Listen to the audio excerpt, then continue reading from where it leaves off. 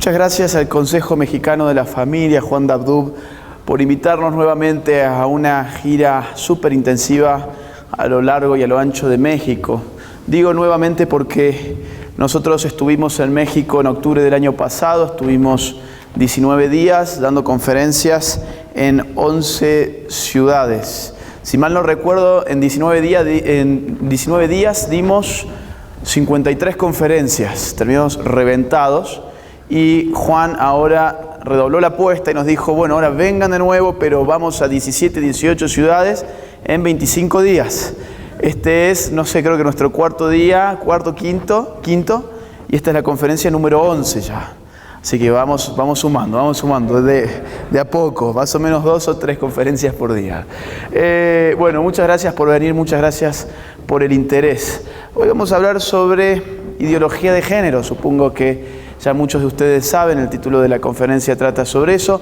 Y vamos a hablar puntualmente sobre la tesis del libro que escribimos con Nicolás y que fue publicado hace 2 años, que se titula El libro negro de la nueva izquierda. Un libro que realmente no teníamos muchas expectativas. Nosotros lo escribimos simplemente porque creíamos que tenía que haber algún libro escrito en el mercado contra la ideología de género, porque queríamos leer un libro contra la ideología de género y a falta de él decidimos escribir aquello que necesitábamos leer. Y sin darnos cuenta que había mucha gente que necesitaba leer exactamente lo mismo, el libro a las 2 semanas ya estaba primero en el ranking mundial de Amazon Internacional, en la categoría de ciencia política, ranking del cual no ha bajado todavía de los primeros puestos en 2 años consecutivos. Así que había mucha gente buscando leer algo desde un enfoque crítico sobre la ideología de género. Claro, nuestro libro ha trascendido como el libro que dinamita de alguna manera los fundamentos de la ideología de género. Entonces hay mucha gente que nos dice, bueno, pero entonces si ustedes atacan la ideología de género, ¿por qué el libro se llama El libro negro de la nueva izquierda y no lo llamaron El libro negro de la ideología de género? Podría ser una buena pregunta. La respuesta sería, bueno, lean el libro, porque lo importante y lo novedoso de la tesis del libro es poder concluir que la ideología de género no es una ideología autónoma, no es una ideología hecha a sí misma, sino que es una ideología que se deriva de un proyecto político bien concreto, que es el proyecto de las nuevas izquierdas. ¿Y a qué me refiero cuando hablo de nuevas izquierdas? Vamos a tratar de situar esto históricamente, vamos a tratar de situarlo geográficamente, vamos a discutir en la primera parte de esta charla lo que son los fundamentos políticos de la ideología de género y vamos a discutir también lo que son los fundamentos filosóficos de la ideología de género. ¿Con qué objetivo vamos a discutir estos tópicos? Con el objetivo de poder conceptualizar ¿qué es la ideología de género? Porque nosotros con Nicolás advertimos que cuando se habla de ideología de género, muchísima gente está efectivamente en contra de la ideología de género, pero yo diría el 99% de esas personas no sabrían definir qué es ideología de género en términos exactos. Y eso es un problema, claro, sabemos que ideología de género tiene que ver con el aborto, sabemos que tiene que ver con el feminismo, sabemos que tiene que ver con los lobbies LGBT, pero al estar imposibilitados a dar una definición concreta sobre qué es la ideología de género, nos suceden 2 cosas. Por un lado, la respuesta del otro lado será: la ideología de género no existe, eso es un invento del cura, eso es un invento del pastor, eso es un invento de algún lunático de por ahí que ha hecho creerle a la gente que hay algo que se llama ideología de género que en verdad no existe, es pura fantasía. Eso es lo que responden a las personas que habitualmente en América Latina se oponen a la ideología de género y esas personas se enmudecen porque no pueden definirla. Entonces hay un gran problema. El segundo gran problema es que si no definimos ideología de género y solamente tenemos imágenes, aborto, LGBT, feminismos, no podemos ver el proceso que implica, que entraña la ideología de género, que es un proceso gradual y pasivo. Es decir, lo que ocurre en materia de ideología de género en México hoy en día no es todo lo que la ideología de género puede traer a México. Y nosotros podemos pensar, la ideología de género, ¿qué es esto que está pasando en México? Y no, si pudiéramos definirla, podríamos prevenir muchas cuestiones que trae la ideología de género y que todavía no lo estamos viendo. Entonces voy a tratar de responder un poco a estas inquietudes planteadas, empezando por la primera, que son los fundamentos políticos de la ideología de género, que le dan sentido al título de nuestra tesis, el libro negro de la nueva izquierda. Pero para poder entender la nueva izquierda hay que entender qué pasó con la vieja. Y hay que entender en dónde, hay que ubicar la cuestión. Pensemos después de la Segunda Guerra Mundial en el siglo pasado. Pensemos más concretamente en el año 1950 y toda esa década. Desde 1950 hasta 1973, 23 años, el mundo avanzado, el mundo capitalista avanzado, ingresa en un periodo de la historia que se llama el periodo de oro del capitalismo. Es un periodo que los países del primer mundo crecen a un ritmo del 5% de su PBI anual ininterrumpidamente. Es decir, lo que hoy llamaríamos crecen a tasas chinas por 23 años. ¿Qué significa esto? La riqueza se multiplica año a año, la riqueza se derrama año a año y las clases trabajadoras empiezan a vivir cada vez mejor. Contrario a lo que había vaticinado el señor de la foto, Carlos Marx, quien inspiraba la praxis revolucionaria de las viejas izquierdas, quien había dicho que bajo el capitalismo las clases trabajadoras iban a vivir cada vez peor y como iban a vivir cada vez peor, iban a tener que tomar en algún momento conciencia de clase y salir a hacer la revolución. Ese era un poco el pronóstico de Marx, pero ocurrió todo lo contrario. El obrero ya no era ese que había señalado Marx, que había dicho el obrero no tiene nada más que perder que sus propias cadenas. El obrero ahora en estas partes del mundo tenía para perder su automóvil, su casa, su televisor, su radio, su familia, las posibilidades de que su hijo sea más que su padre cuando grande, etcétera, etcétera. Es decir, es un obrero aburguesado. Se vuelve un obrero más interesado por cambiar el auto que por cambiar el mundo. Entonces las izquierdas se ven frente a un gran problema. Ese problema es la crisis de su sujeto revolucionario, es decir, es la crisis de no poder representar aquello que su marco teórico suponía que debía representar, que eran las clases subalternas. Pero, ¿cómo, por otro lado, veía la sociedad la vieja izquierda, el marxismo, que es lo que se hace añicos con estos cambios económicos, históricos y políticos? Claro, Marx decía, y el marxismo clásico también lo decía, la sociedad tiene la forma de una casa de 2 pisos. Tenemos un primer piso que le llamaron base, infraestructura o estructura, donde dicen se encuentra los fundamentos económicos de la sociedad. Está todo lo tangible, todo lo que se puede tocar. Están las relaciones económicas de los hombres. Esa es la base de la sociedad, decían los marxistas. Sobre esa base se levanta un segundo piso, que ellos llamaron superestructura, donde se ubica todo aquello que no se puede tocar. La cultura, la religión, el arte, la filosofía, la moral, el derecho, etc., la cultura, la ideología, la política, etcétera, etcétera. Todo aquello que hace a la vida social, pero que no se puede tocar, está en el segundo piso de la casa y esto tiene una relación de jerarquía. La base, es decir, la economía, es la responsable de sostener la cultura, la religión, etcétera, etcétera, etcétera, que están acá. Entonces, la gran pregunta en ese entonces era, si queremos hacer la revolución, lo cual significa destruir esta sociedad para construir una nueva, ¿dónde ponemos la dinamita? ¿Dónde la ponemos? ¿En el primer piso o en el segundo? Primer piso, sí, porque si la ponemos en el segundo vamos a acabar con el segundo piso, pero la base nos queda intacta y los dueños de los medios de producción que están acá nos recrean, así como así, una nueva superestructura. Entonces la conclusión de ver la sociedad de esta manera era que había que atacar acá abajo para que, demoliendo los cimientos económicos de la sociedad se hundiera por completo por su propio peso. Esa era la idea de la sociedad que tenía Marx, y eso redundó, por supuesto, en una estrategia revolucionaria, porque si la sociedad funciona de esa manera, entonces, ¿cómo hacer para acabar con esa sociedad? Con una lucha armada de clases.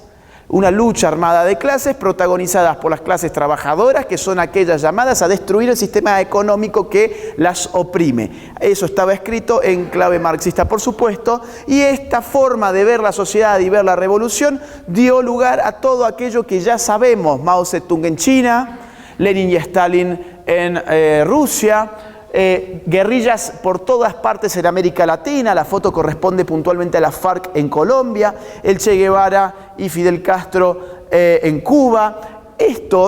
Las revoluciones del siglo XX son hijas de esto.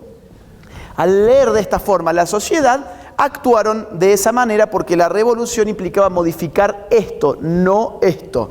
Entonces, ¿qué pasa, sin embargo, cuando el obrero ya no quiere acudir a los mítines de las izquierdas, ya no quiere agarrar el fusil, ya no quiere ir al monte, ya no quiere hacer la revolución, solamente quiere insertarse en el sistema capitalista y vivir en paz y progresar y hacer progresar a su familia. ¿Qué ocurre? La izquierda está en aprietos.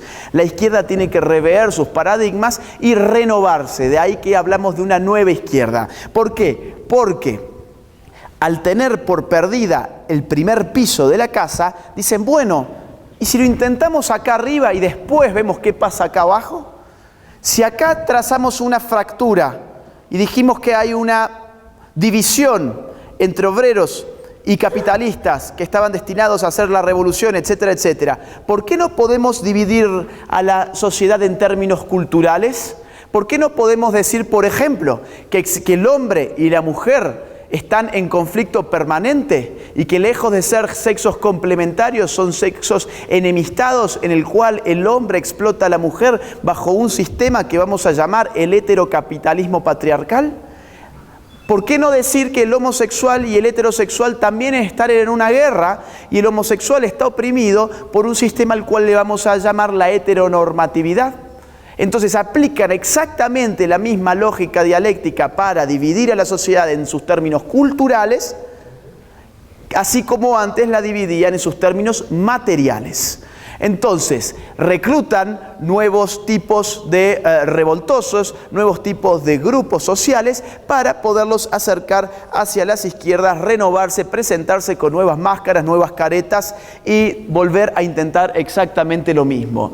Pero si esos son los fundamentos políticos, que es importante saber de dónde viene, porque hay mucha gente que piensa que la ideología de género no es un problema político. Los otros días en el DF en Querétaro, en un momento Juan habla sobre la situación política. Yo había salido para ir al baño y me detiene una señora y me dice, me encantó las conferencias que dieron, pero ahora están politizando la charla, así que yo me voy. Señora, esto es una charla de política.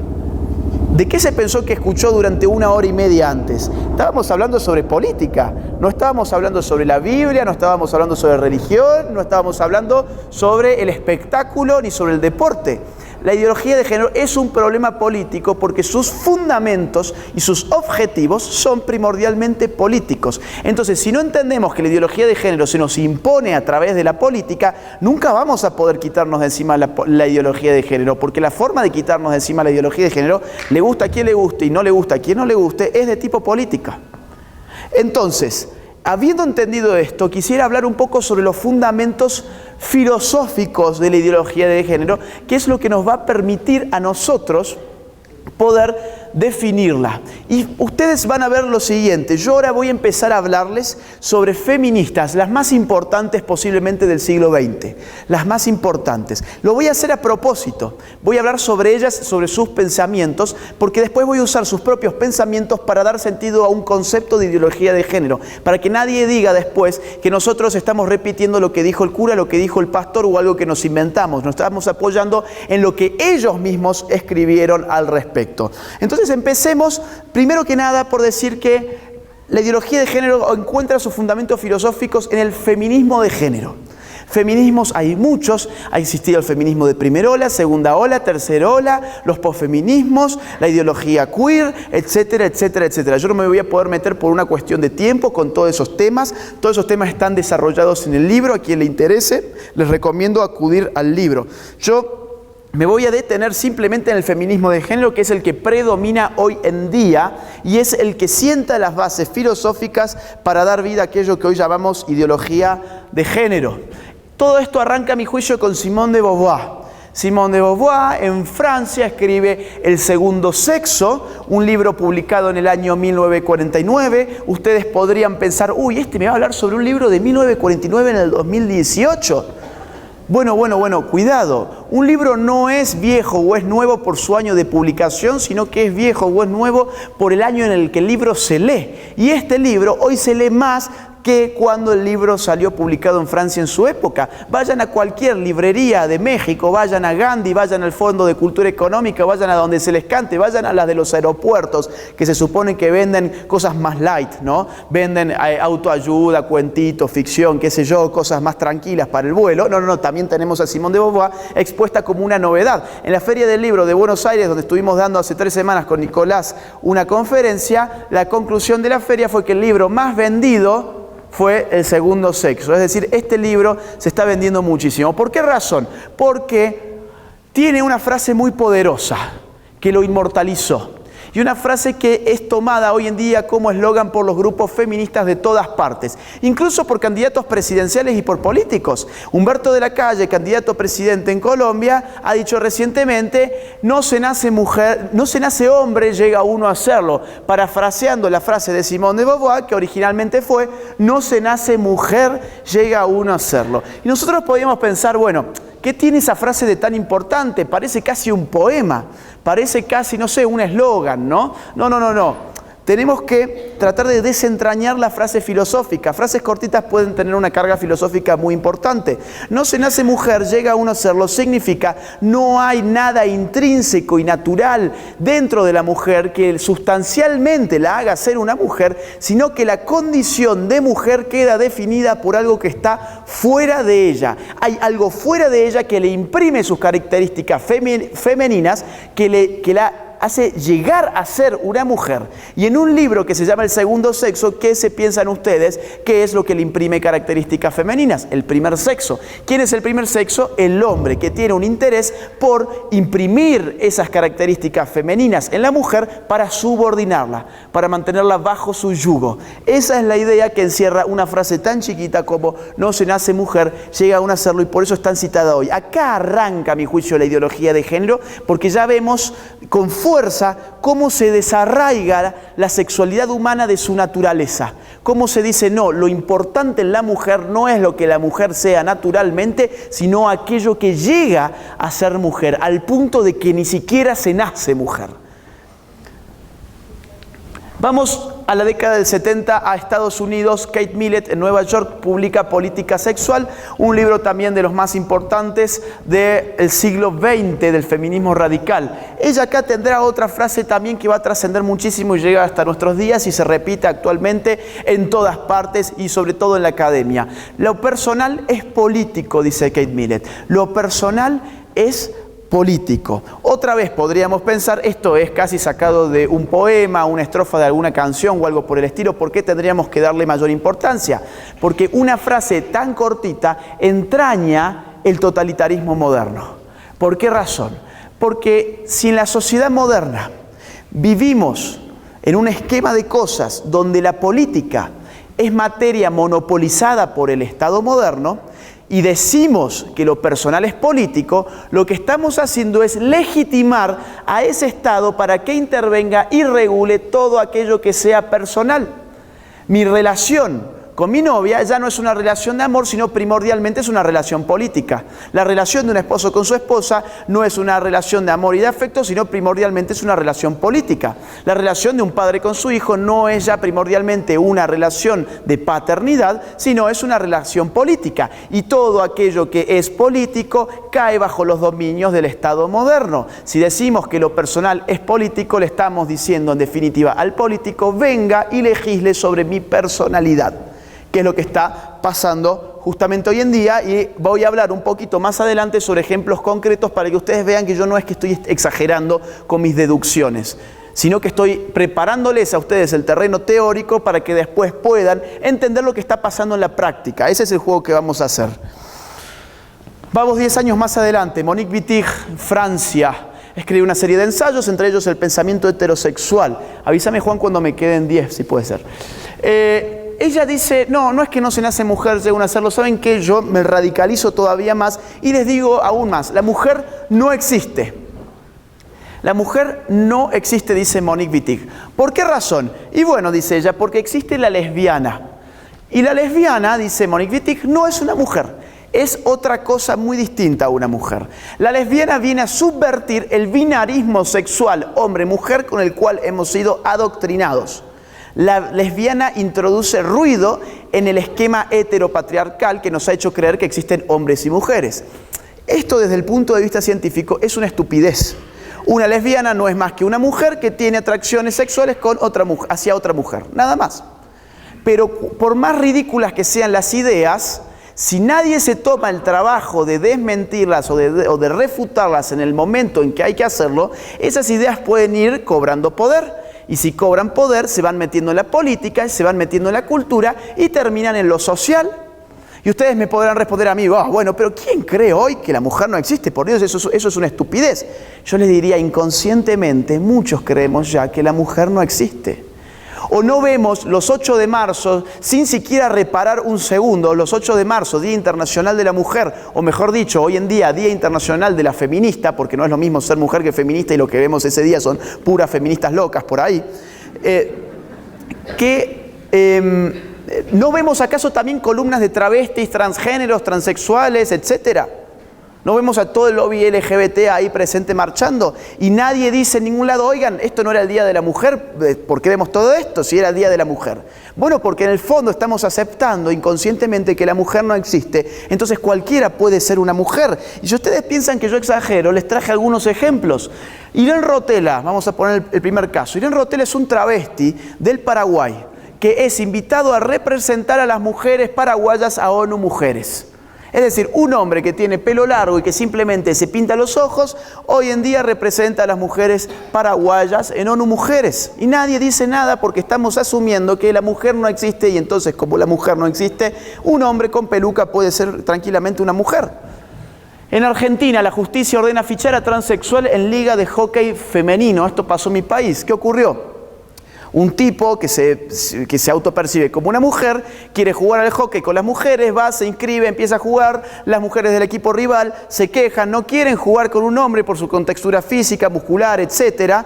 La liga de hockey con buen tino lo retira, recurre a la justicia y la justicia argentina, ¿qué dice? Dice, en Argentina, y entre paréntesis agrego yo, como en México y como en prácticamente toda América Latina, ya existen leyes de protección de identidad de género.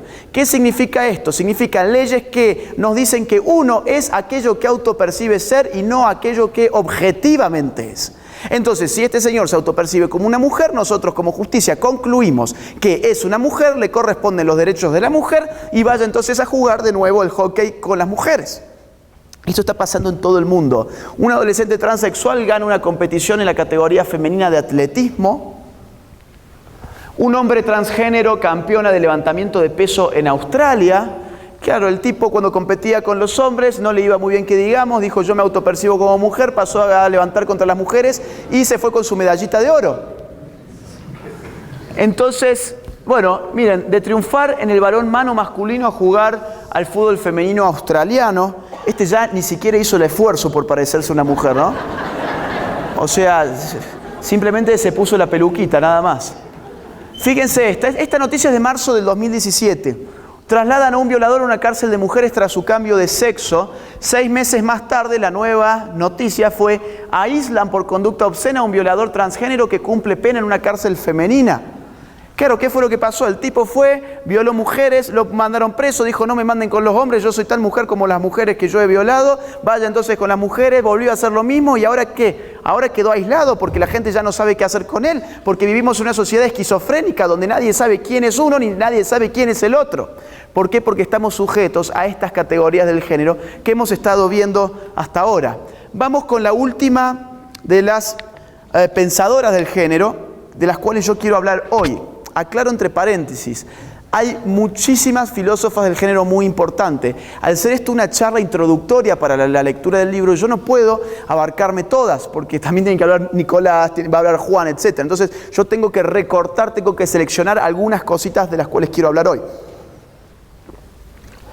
Sin embargo, esta selección no es arbitraria, porque Judith Butler es la más importante de nuestros tiempos. Judith Butler es la pensadora del género más importante de nuestros tiempos. Ella en la década del 90 publica El género en disputa, otro libro que lo van a encontrar en cualquier librería mexicana. Los reto a que vayan y se fijen y lo pidan y van a estar y les van a comentar los libreros que es de lo más vendido que hay. Muy bien, ¿cómo podemos resumir? Porque tengo que ir rápido. ¿Cómo podemos resumir la tesis de Judith Butler? La vamos a citar como hemos estado citando a todas las otras feministas. Judith Butler dice: el sexo siempre fue género, con el resultado de que la distinción entre sexo y género no existe como tal. Vamos a volver a explicar también esto. El sexo siempre fue género. ¿Qué significa? Hasta ese momento se nos había dicho: la sexualidad humana se descompone en dos grandes esferas autonomizadas: el sexo y el género. El sexo es todo lo natural, el sexo es todo lo biológico, concerniente a la sexualidad, y el género es todo lo cultural, todo lo socialmente adquirido. Hasta ese momento ya había ideología de género en la medida en que no se trazaran las interconexiones existentes entre naturaleza y cultura. Si nos decían, esto corre por este carril y esto otro por el otro carril, y jamás se toca cultura y naturaleza, evidentemente hay falacia. Pero Judith Butler radicaliza más la cuestión todavía, patea el tablero y dice, no, oigan, ¿saben qué? La verdad es que el sexo siempre fue género.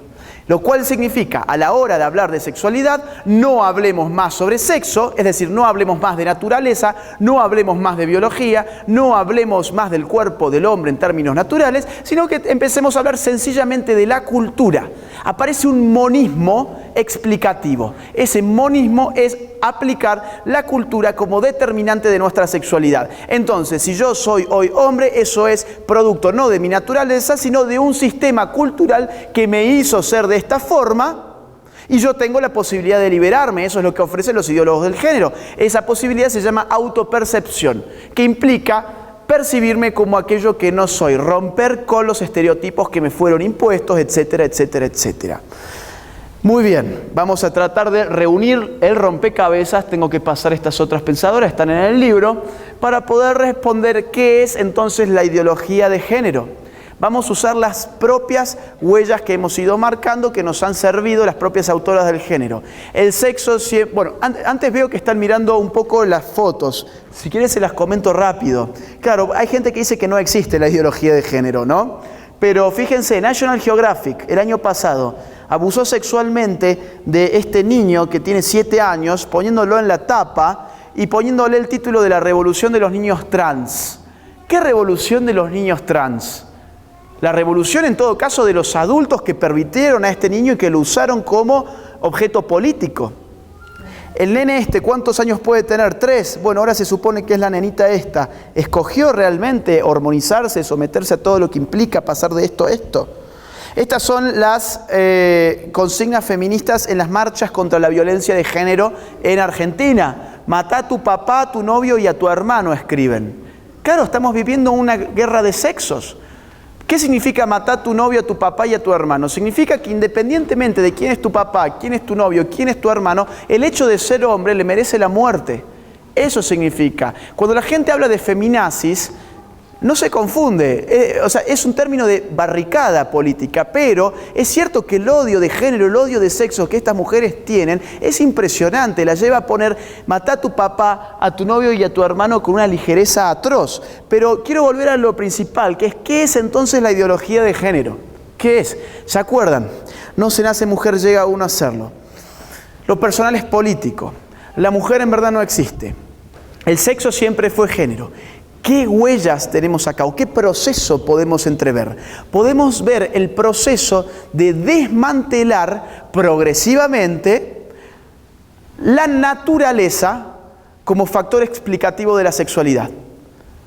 La naturaleza empieza a perder cada vez más su fuerza a la hora de explicar la sexualidad humana hasta el punto de declarar el fin del sexo. El sexo siempre fue género, es el fin del sexo.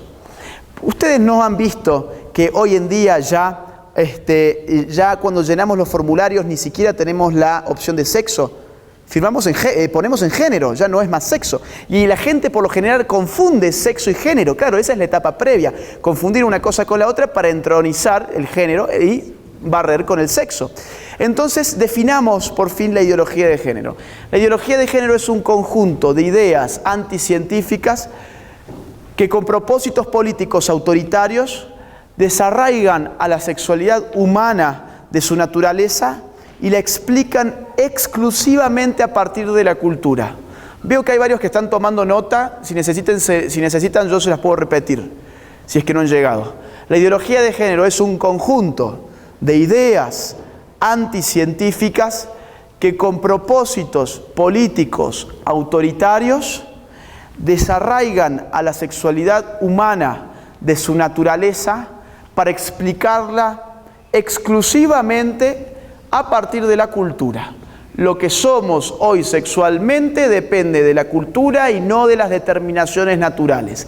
Al revés, la determinación natural es algo inexistente y por lo tanto, ¿qué tenemos que hacer? Esconder, ningunear, ocultar todas aquellas ciencias que nos han permitido conocer con exactitud y rigurosidad el cuerpo humano. Tenemos que esconder la anatomía, la fisiología, las neurociencias, la biología, la psicobiología, las medicinas en general, todo aquello que explica el cuerpo humano científicamente hablando desde su naturaleza, tiene que ser omitido. La educación sexual hoy no es en los colegios educación científica, es educación completamente ideológica porque deja a un lado las determinaciones naturales de nuestra sexualidad para decirle a los niños, en verdad tu identidad depende de lo que vos quieras ser. Como los manuales de ideología de género que pretendían, y no sé si pudieron finalmente, yo creo que sí, instalar para sus hijos aquí en México. Entonces, vamos a desarmar un poquito la definición rápidamente. Conjunto de ideas anticientíficas. ¿Por qué? Lo acabo de explicar. Porque necesitas ocultar las ciencias más importantes del hombre para poder entronizar la ideología de género. Además, ¿cómo es eso que no se nace mujer, llega uno a serlo? Uno es hombre o mujer antes de nacer y después de la muerte. Antes de nacer y después de la muerte. Y ustedes me podrán decir, bueno, vos habías dicho que no ibas a hablar de religión, no ibas a hablar de teología. No estoy hablando de eso, estoy hablando en términos científicos.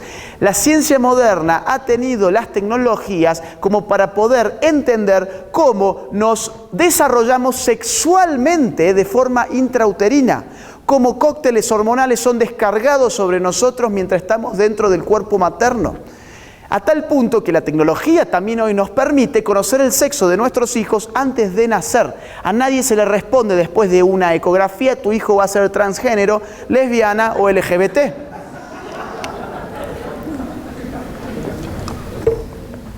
¿Y cómo es eso que después de la muerte? ¿Cómo es eso que después de la muerte uno sigue? Bueno, tampoco tiene que... Yo no estoy hablando sobre el más allá, el paraíso, etc.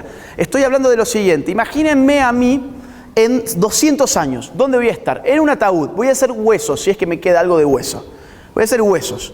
Imagínense que a mi lado está otro ataúd, pero de un señor que se llamaba Carlos, pero se autopercibía como Carla y era un transgénero. Imagínense que viene un forense del futuro y dice, yo quiero saber a quiénes correspondían estos dos cuerpos o estos restos de cuerpos. Ustedes se piensan que su conclusión va a ser, bueno, acá tenemos al señor Agustín, que era un hombre, y acá tenemos al señor Carla, que era un transgénero. No. La genética, que es nuestra huella científica, es decir, la utilizamos para todo, con un pelo podemos saber quién violó quién, o sea, es lo más avanzado que tiene hoy la ciencia, creo yo, son las ciencias genéticas, le va a dar solamente dos opciones, XX o XY, el resto son fantasías, el resto son autopercepciones que tiene todo el derecho a tener, lo que no tiene el derecho es a obligarnos a nosotros a percibirlo conforme sus fantasías. Y ese es el problema de la ideología de género y eso tiene que ver con la segunda parte de la definición que yo acabo de armar. Yo dije, es un conjunto de ideas anticientíficas, pero nosotros no estamos dando esta charla, esta conferencia, ni hemos escrito este libro, simplemente porque sean ideas anticientíficas. Porque ideas anticientíficas, prácticas anticientíficas, hay muchas en la vida social. Están los que les gusta ir a que les tiren el tarot para adivinarle con quién se van a casar, los que les gustan que les lean la mano, los que piensan que pueden convocar a espíritus jugando la ouija o a la copa, están los que piensan que van a curar su enfermedad terminal haciendo reiki, y nosotros no hemos escrito ni contra el reiki, ni contra la ouija, ni contra el tarot, ni ustedes han venido acá a escuchar sobre eso. ¿Por qué entonces nos preocupa tanto la ideología de género? Por lo otro que yo dije, que además de ser un conjunto de ideas anticientíficas, tiene propósitos políticos autoritarios. La ideología de género no es un ofrecimiento ni es un estilo de vida, es una imposición que se impone, valga la redundancia, a través de la fuerza coercitiva estatal. La ideología de género es tan ridícula que sin el poder de policía del Estado, sin la sanción, sin el disciplinamiento estatal, esa ideología no podría ser más que una creencia de un grupo reducido de tontos que se autoconfunden y se autoengañan. Y sin embargo nosotros estamos todos metidos en esto, porque hoy un transexual ya no es solamente una persona que fantasea ser lo que no es, sino que es aquel que además nos impone a todos nosotros a fantasear también lo que él no es y ayudarlo a financiarle sus fantasías. O acá en México no existen ya políticas públicas que usan el dinero de los contribuyentes para andar repartiendo hormonas como políticas de salud, para fantasear. Miren, yo tengo el derecho de creerme Superman. Yo tengo el derecho de irme a tirar desde el 10º piso. Lo que yo no tengo el derecho es pedirle a ustedes que me paguen mi capa y que me crean como Superman. Y sin embargo, lo que está haciendo la ideología de género es precisamente eso. Entonces yo quiero tratar de justificar esto último. ¿Cómo es que la fuerza del Estado está haciendo que nosotros perdamos nuestras libertades individuales en virtud de la ideología de género? Voy a hablar sobre algunos países donde la ideología de género nació. Porque ¿se acuerdan? Yo les dije, la ideología de género no es de México, no es de Argentina, no es de América Latina. Nace en el primer mundo en el contexto que describí al inicio. Por lo tanto, se aplicó en el primer mundo en el contexto hoy se aplica con mucha fuerza, pero arrancó hace décadas allá. Entonces vamos a ver algunos ejemplos empíricos, prácticos. Esto es de Gran Bretaña. ¿Qué pasó? Hace 1 año y medio una señorita llegó a una clínica, pero esa señorita se autopercibe como un señor, pero estaba embarazada. Y los médicos le dijeron, felicitaciones señora, usted va a ser madre. Y ella se ofendió, ¿cómo madre? ¿Cómo señora? Yo soy un hombre, yo seré en todo caso un padre. Fue al lobby LGTB, hizo sus quejas, el lobby LGTB se movilizó, presionó tanto a la Asociación de Médicos Británicos que le arrancó un manual de lenguaje médico en el cual hoy se les prohíbe a los médicos británicos decir la palabra mamá, papá, hombre y mujer. Los médicos británicos no pueden decir papá, mamá, hombre y mujer porque hay minorías que se ve que estas palabras las ofenden. Fíjense esta, un pueblo francés prohíbe la palabra mademoiselle por presiones feministas. ¿Qué significa mademoiselle? Significa señorita en francés. ¿Y cuál es el problema que tienen las feministas con la palabra señorita? Bueno, que ellas dicen no existe señorito, entonces no hay igualdad de género. Entonces necesitamos una ley que prohíba la palabra señorita. Además, la palabra señorita, dicen las feministas, es una palabra machista. ¿Por qué razón? Porque tiene el objetivo de develar el estado civil de la mujer. ¿Cómo funciona la lógica feminista? Funciona de esta manera. Ellas se piensan que porque yo le diga, por ejemplo acá, señorita, a ella, yo estoy haciéndole un guiño, estoy mandando un mensaje hacia todos los hombres que estamos acá, indicándoles, ella está soltera, vamos a tirarnos todos encima de ella y violarla. O sea, son las ridiculeces de las feministas que a veces por falta, más que por abundancia, se inventan estas cosas. Claro, y ahora parece que nos hace falta políticos que nos digan qué palabras podemos usar y qué palabras no podemos usar. ¿Y por qué es eso? ¿Se acuerdan? Lo personal es político. ¿Qué más personal que la forma en que hablamos? ¿Qué más espontáneo que el lenguaje y su conformación? ¿Quién es el dueño? ¿Quién es el creador del español? ¿Quién es el creador del francés? ¿Quién es el padre del francés? ¿Quién es el padre del inglés, del español? Nadie. No podemos encontrar siquiera quién es el creador. Yo puedo encontrar quién es el creador o quién fue el creador de la luz, el que hizo el foquito de luz. Yo puedo identificar quién creó la cámara que me está filmando ahora, pero quién creó las palabras con las que yo estoy hablando y comunicándome ahora con ustedes. No lo podría encontrar, porque son frutos espontáneos de las relaciones voluntarias entre los hombres. Pero hoy resulta que necesitamos un Estado que ordene esas relaciones que siempre fueron voluntarias y espontáneas. ¿Conocen el libro 1984 de George Orwell? Él plantea una distopía totalitaria. Él se trata de imaginar qué más totalitario que el fascismo y el comunismo puede haber. Bueno, un gobierno que trate de regular la manera en que hablan los hombres, y él a eso le llamó neolenguas. Eso ya se está cumpliendo, ya no es una distopía, ya es una realidad. Canadá, se aprobó una ley que castiga severamente a quienes usen pronombres de género equivocados.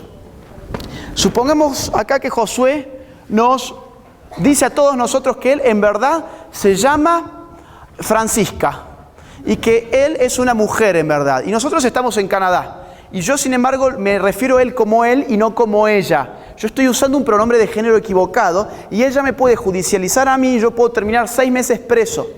6 meses preso, ¿por qué razón? por la razón de decir la verdad.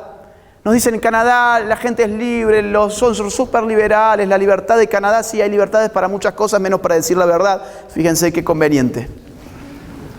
Cárcel para cualquiera que diga que la homosexualidad es un pecado, esto es Suecia, Canadá.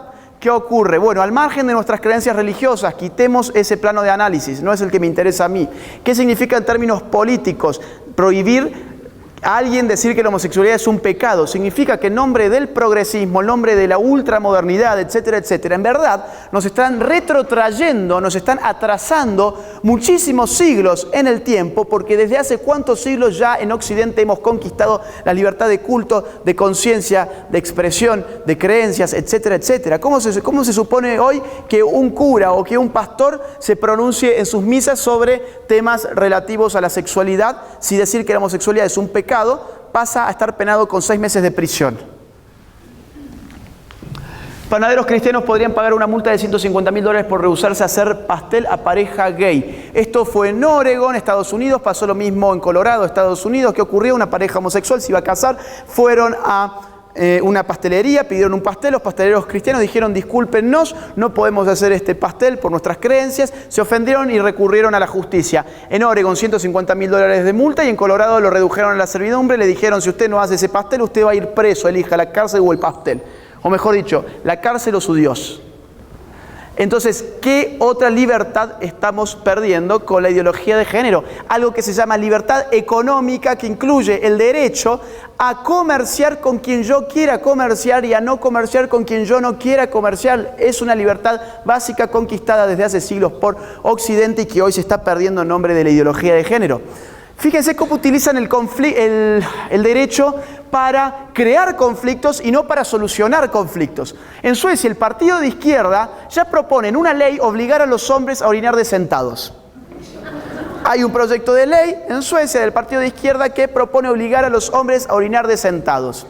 Ahora, ¿cuándo hubo un problema con cómo orinamos los hombres y cómo orinan las mujeres? Las mujeres lo harán sentado, los hombres lo harán de pie. ¿Eso es un problema para la política? ¿Eso es un problema para el Estado? Sí, en tanto y en cuanto aceptemos que lo personal es político. Si nosotros aceptamos que lo personal es político, ¿qué más personal que ir al baño? Ir al baño se transforma en materia política y por tanto se transforma en un ámbito de intervención del Estado, porque es el Estado la institución que se ocupa de la política. Pero ¿cómo se implementaría una ley de estas? ¿Cómo se implementaría? Tenemos que poner un policía en cada retrete a ver cómo está haciendo el sueco de su pis. O tenemos que poner una camarita y un burócrata atrás de una pantalla mirando las 24 horas a ver cómo orinan los suecos. No tiene ningún sentido, no busca esta ley implementarse realmente. Lo que buscan es, a través de propuestas de ley, de discusiones legislativas, instalar la idea en la sociedad de que los sexos estamos tan enemistados que necesitamos de ellos, los políticos, para que resuelvan nuestros asuntos más personales, incluso el asunto de ir al baño. Somos tan enemigos los sexos que no podemos tener una relación espontánea, libre y voluntaria entre nosotros sin la intervención estatal. El gobierno vasco busca prohibir el fútbol en los colegios por ser una actividad sexista. Y el subtítulo acá dice, o la bajada de línea dice, los expertos en educación vascos creen que jugar a este deporte en el patio es perjudicial para la igualdad entre los sexos. ¿Desde cuándo hubo un problema con el fútbol entre hombres y mujeres? Jamás. A las mujeres del occidente que les gusta jugar el fútbol tienen en todos los países sus ligas femeninas y juegan muy bien. Cuando somos niños jugamos muchas veces con las niñas al fútbol en lo que se llama fútbol mixto y no hay ningún problema. Pero ahora parece que el fútbol también es un problema que necesita de intervención estatal. Nos están coartando la libertad de educar a nuestros hijos conforme a los valores de su propia familia. Educación a la alemana, enseñan a los niños sexo analizado en las escuelas.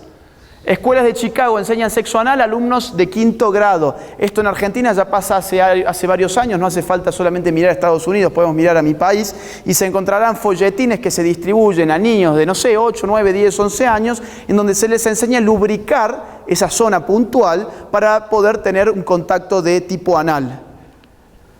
Un padre estadounidense acaba en la cárcel. Esto es lo que llaman educación sexual hoy en día. Esto es la gran educación sexual que ofrecen los colegios, que no tiene nada de educación ni de sexual, es adoctrinamiento en ideología de género. Un padre estadounidense acaba en la cárcel por pedir que no se adoctrine a su hijo en la homosexualidad. Canadá quitará la custodia a los padres que se opongan a la agenda LGTBI. Y claro, si lo personal es político, la relación de un padre con su hijo es política, lo cual significa el verdadero padre de esa criatura no es su padre biológico, sino es la política. Y la política la representa el Estado. Y si el padre biológico no hace bien el deber de comunicarle al niño la ideología oficial del Estado, entonces ese padre no merece ser el padre, sino que el Estado se inmiscuye en esa relación, saca de allí al niño y lo coloca en otra familia. En Noruega se dice que 5 niños por día están siendo retirados del seno familiar por el Estado y ubicados en otras familias que sí se adaptan a las ideologías en boga. Voy a hablar sobre el último tema de hoy, perversiones. Hay una serie de perversiones que empiezan a ser habilitadas y legitimadas por la ideología de género. 3 noticias rápidas. Holanda legaliza un partido que defiende la pederastía, es decir, las relaciones sexuales entre adultos y niños. Canadá, Corte Suprema, legaliza parcialmente el sexo con animales, zoofilia. Las juventudes del Partido Liberal Sueco defienden legalizar la necrofilia, sexo con cadáveres. Y el incesto, es decir, relaciones sexuales con parientes próximos, la madre con el hijo con el padre, el hermano con la hermana, etc. Ustedes me dirán, ¿qué tiene que ver esto con la ideología de género? ¿Se acuerdan cuando yo les dije, es importante entender qué es la ideología de género para no cometer el error de pensar que es una agenda puntual, estancada, delimitada, sino que es una agenda que va increciendo, que va amplificándose, va radicalizándose, por cada demanda que cumplimenta se radicaliza un poco más. Por eso teníamos el lobby LGBT, después el lobby LGBTI, ahora el lobby LGTBIQ, ahora el lobby LGTBIQ+, porque ya no saben qué más van a inventar, entonces se sacan el problema de encima y le ponen un más. Y ese más que incluye todo esto.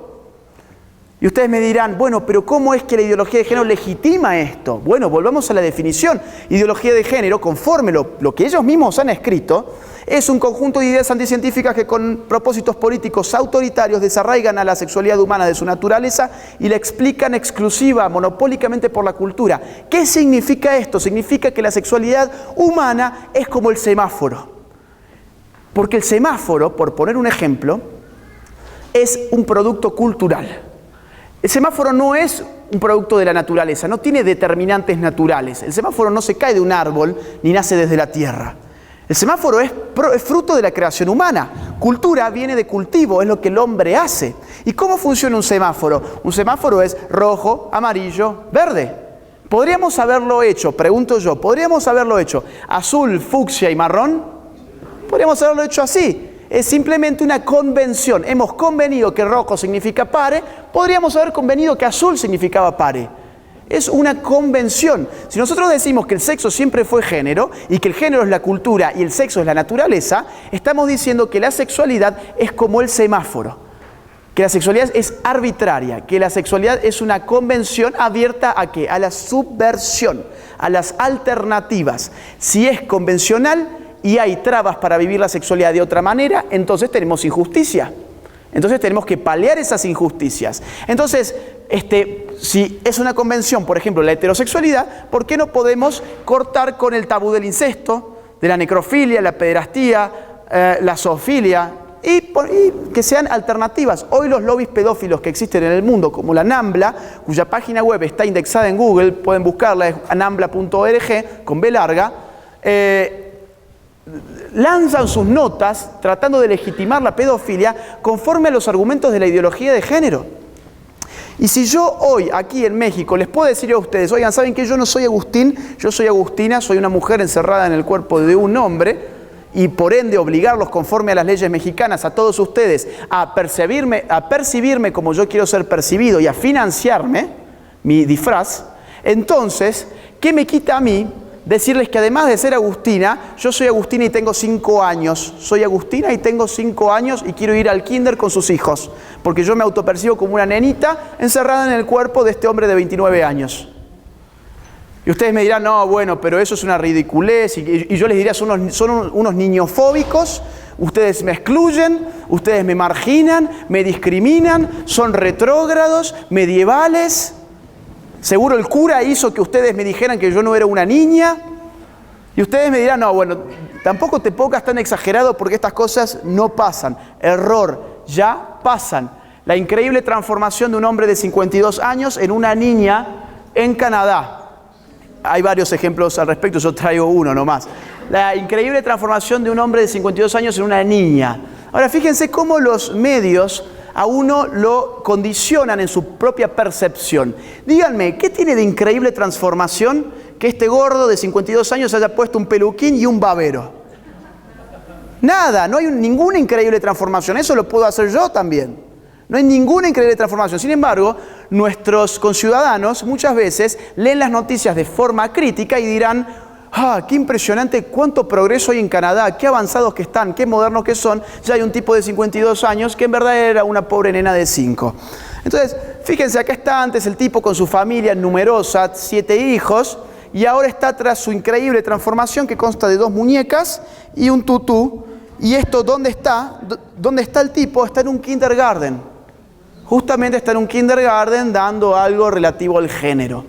Fíjense, bueno, mi última noticia del día. Un hombre acusado de violar a 3 menores alega que es un niño atrapado en el cuerpo de un adulto.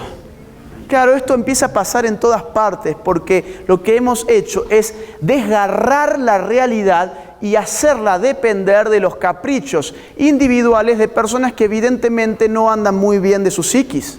Evidentemente, o son unos vivos, como seguramente debe ser este caso. Así que yo quiero cerrar simplemente comentándoles esto. En América Latina las cosas se están poniendo complicadas. La ideología de género ya existe, en su país ya existe en mi país mucho más que acá, y hay que hacer algo para frenarla.